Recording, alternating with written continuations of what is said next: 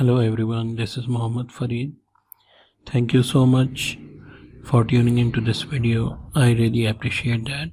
And also I hope you guys are doing amazing and most importantly, staying safe.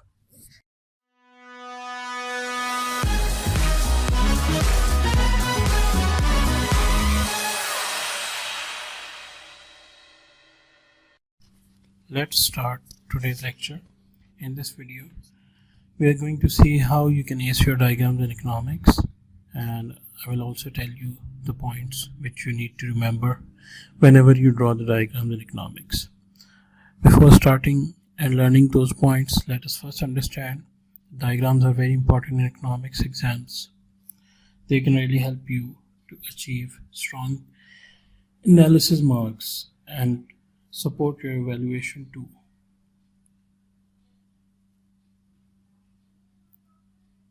Especially when you develop a diagram that is relevant to a question.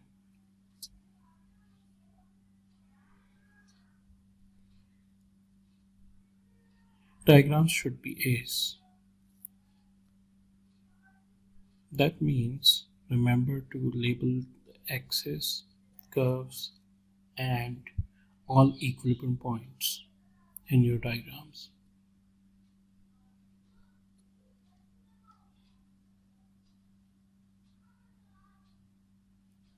Don't forget ABC of your diagrams. You also need to remember your ABCs with diagrams.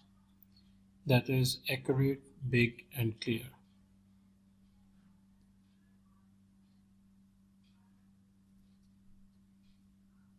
One more thing you need to remember, how to develop your diagrams. Because simply drawing a diagram from memory will likely only allow you to gain AO1 marks, that is assessment objective 1 marks. To be able to assess higher skill marks, will need to make a change or adapt your diagram according to the given situation or the context of the question. Perhaps shifting a curve indicate a particular important area and so on.